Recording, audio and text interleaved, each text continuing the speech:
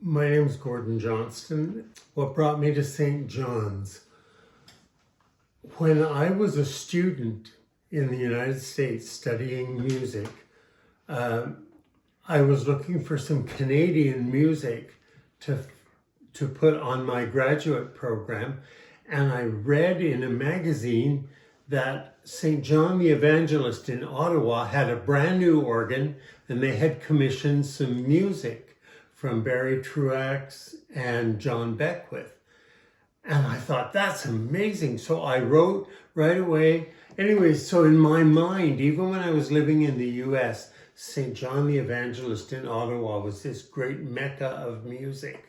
And so when I moved to Ottawa in the fall of '79, it's one of the first places I checked out and one of the first places I played a concert. Je m'appelle Gaston Michaud et j'ai suivi Gordon pour aller à St. John. We had been together for a year, and the former organist had been there 27 years and showed no sign of leaving. I knew it was a fabulous church, a wonderful place. But Gaston and I thought, well, Ottawa's not working for us. We'll move to Toronto. So we planned to move to Toronto. And just as he signed on the dotted line for a job in Toronto, the organist of St. John's, Ewan McQuaig, called me up and said, oh, I've decided to leave St. John's and move to Toronto. And so I applied for the job, and there were 7 people on the short list. It was a different time back then, but I knew I wanted to be at St. John's. I knew it would be a great place to work. And one of the main reasons for that was Alan Box, who was the priest. He was so good to work with. It was really, I lucked out with my priests. But yeah, so I applied for the job, you remember? Mm-hmm. And got the job. But meanwhile, he'd already signed on the dotted line for a job in Toronto. So we moved him to Toronto for 4 months. I'm glad you came back. Okay. When I interviewed with Alan Box, and he told me that, okay, you've got the job. This is so clear in my memory. And I said, well, before you hire me, I think there's something you need to know, that I'm gay. Now, this was in 1986. That was a very brave thing to say. I don't know what other word to use, but it was a strong thing to say that I'm gay. And but I thought, the former organist, Ewan, had told me, don't tell anybody that you're gay. Don't tell people. And I thought, well, I already know. I've not told people for my whole life so far. Then I came out, met him, and so I thought, no, that's not the road I'm going down. So I told Alan, and he looked at me and said, well, in this church, people are people. Yeah. And how simple is that? St. John's always had been on the cutting edge of doing new things. And most recently, at that time, Borden Purcell had been really pushing the church to new liturgies. And we tried them all out. So there was a feeling of let's try something new. And that really attracted me. But that went way back to really the founding of the parish, 100 something years ago. Why it started. Always sort of being on the edge, wanting to be open to new ways of thinking. And there was Mac and Pat Davies, who did not like anything we did. They wanted to do it the old way. So we had crusty people in the congregation. We had experimental people. We had Gertrude Doyle, who was like older than God. She was like 100 years old. But when the whole gay thing took off at St. John's, boy, she was all for it. And people kept thinking, hey, like, Gertrude's not going to like this. Holy cow. She thought it was great. So the other thing is that I've always taken my cue from straight people at the church. So back then, if a straight person came in and said, oh, my wife and I went to Kingston on the weekend, I would say, oh, well, my partner and I, we went out to the mountains and had a picnic or whatever. I wouldn't try and be more than, but I would not be less than. In terms of how things developed and how society developed, it was really a different world back then. The same month that I started at St. John's, I founded the Ottawa Gay Men Chorus. And they rehearsed at St. John's, and I had this vision of what we were going to do with music to promote our being a gay group. St. John's was always welcoming to the choir, but the world was not. And that took a long time. It took constantly being out, constantly putting our faces in front of people who didn't want to see them. The big change, of course, was the AIDS epidemic. And when that happened, of course, St. John's response was to care for people. Bruce and Mary Francis and others like Brian Conway and people around them cared for gay people, cared for people with AIDS. And of course, Mary Francis was very interesting because when she got caring people with AIDS, she got involved with caring for people who were IV drug users, druggies and everything. And everything was caring for people on the edge of society. And that was so meaningful. We started the service for people with HIV/AIDS, and it was people with AIDS, their friends, their caregivers, but almost always there would be a few new people who you didn't know that were they gay themselves. I remember one couple, they were Pentecostal, and they were the parents of a gay son. And he had just come out to them and they didn't know what to do. They didn't know what to do, but they knew they could go to church. When I first arrived at St. John's, there were a couple of other gay people. You remember Ralph Wuschke? Oh, yeah. He was a Lutheran pastor, but he was dating one of the guys in our parish. And so I was not the first out gay person by any means, but yeah, it grew and it grew. We had people from the Gay Men's Chorus join the church choir because they liked singing. All those little old ladies, they were just like all on the gay bandwagon. They thought it was fun. First of all, they all fell in love with Gaston. Gaston was at church a lot, and people knew him, and they knew him like separate from me. Yeah. Hey, tu penses-tu que les gens que tu connaissais à part de moi, t'étais pas juste la deuxième moitié de moi? J'ai toujours pensé que j'étais la moitié de toi. Oui, Yeah. on va bien ensemble.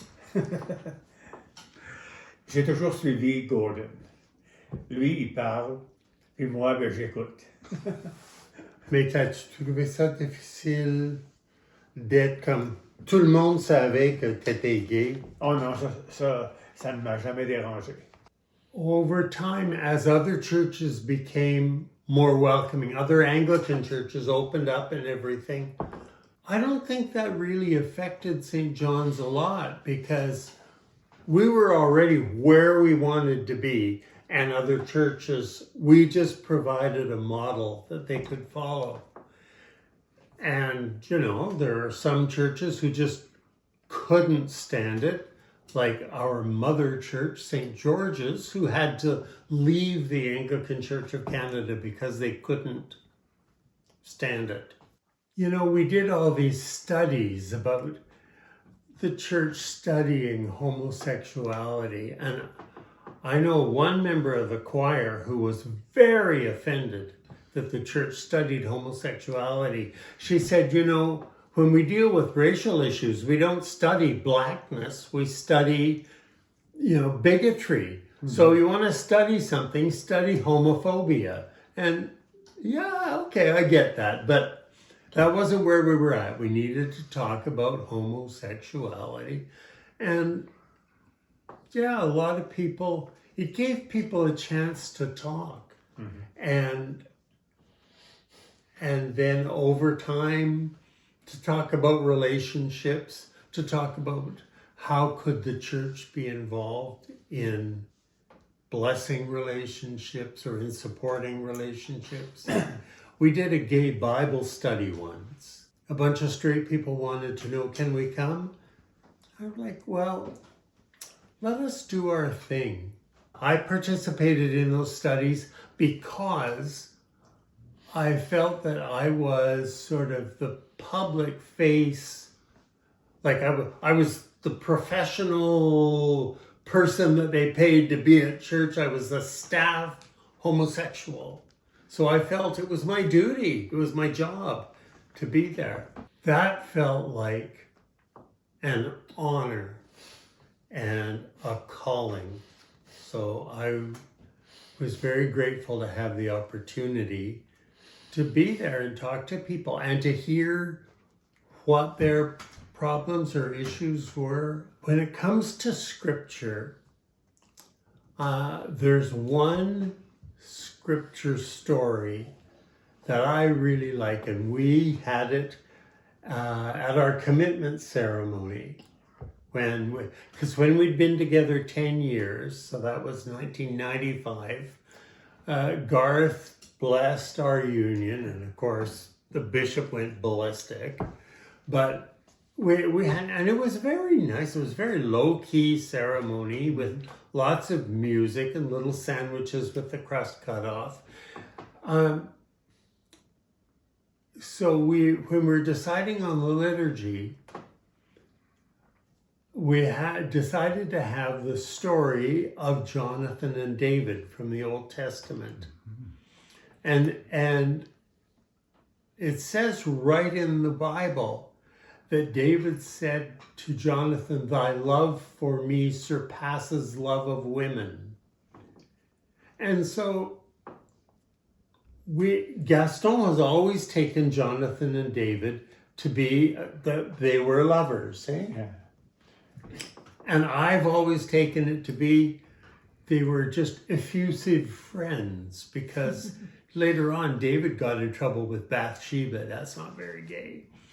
But I loved that we could use that in our ceremony as a sign that you don't have to agree on everything to find meaning in it and for it to be important. Back in those days, in 95, you know, the church was bubbling away with the little ceremonies, and the Episcopal Church was just having a tizzy, dreaming up ceremonies that you could use to bless gay people with. So I looked through a number of different sources, and eventually we put together a little booklet, and it was all bilingual because Gaston and his family, he at that time was the only one who spoke English.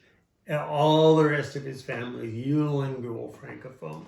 So we wanted to have some French. I noticed from one of the American rites that they felt that the person should be presented, the family should say, you know, we present our son, we approve.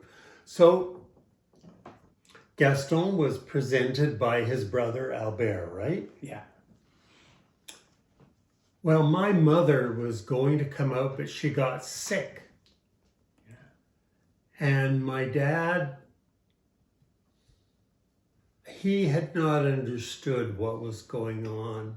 He thought we were just sort of having a party at the church or whatever. So Dad wasn't here, my mom wasn't here. And so I was presented by my babysitter, Joe Cassie. Now, that was really kind of cool that we ended up in the same city all these years later. So at our ceremony, she presented me. Our ceremony was held right in the nave. And back then there was the chancel steps that went across the whole front of the church. So we stood up on the steps and Garth stood there. Garth came in. First thing he said, "You all wanted to know who's wearing the dress, and it's me." Good Lord. I say outrageous things all the time. I practice them at home. Oh, yeah. No, and any time that I knew it would sort of pick at somebody or provoke somebody, oh yeah, I'd bring gay stuff into the conversation. Well, over the years, it's been fascinating to meet people, to walk on the journey with them, and just to give them space to do and be who they need to be. Everybody does it differently. Some people really want a relationship and others are afraid of relationship. And it's been an honor for me to know several people who, who come to the church and just sort of help them find their way. Well, I grew up Mormon. And when I met Gaston, I was excommunicated from the Mormon church. And I kept ties with them, but it was interesting when people would meet me at St. John's and they were Mormon, so we could talk about it, we could share that. Mm-hmm.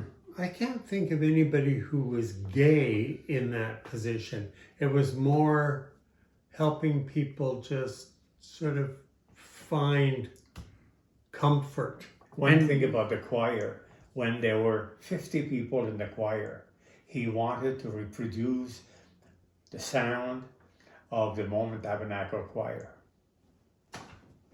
It's true. I wanted to reproduce the sound and the feeling. Yeah.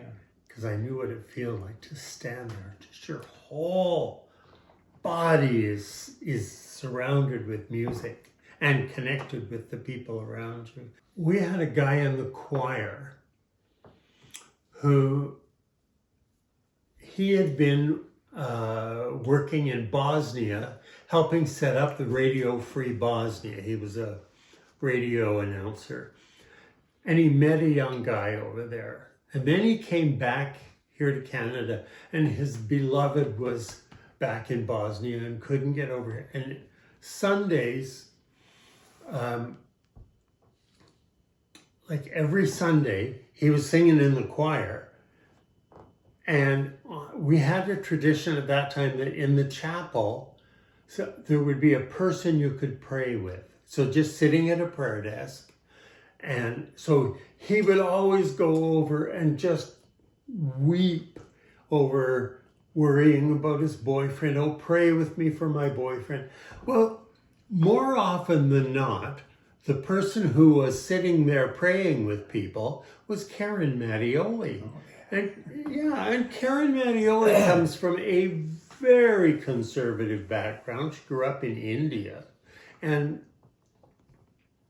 so, yeah, she was very conservative. I know that the gay stuff made her uncomfortable. But anyways, one day she came into my office and we were talking about, I can't remember what, and I said, I'm so impressed that you can pray with Sean about his boyfriend, even though I know that the gay stuff isn't really your cup of tea. Well, she says, I look at it this way.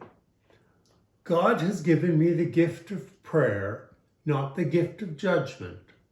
And so I pray because that's what's my job.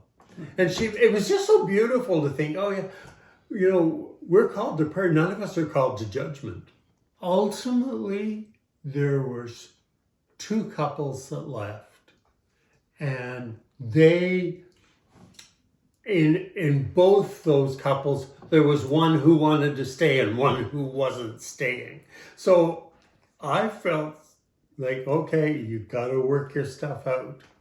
Well, I was director of music for 37 years. And looking back over that and thinking about how the parish changed,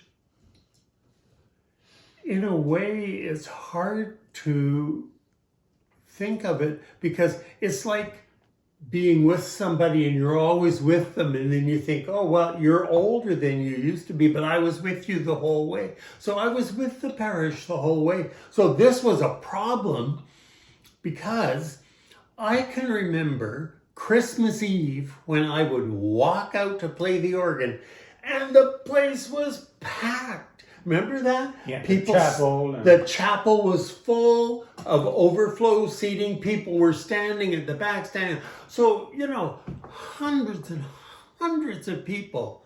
Over time that dwindled. And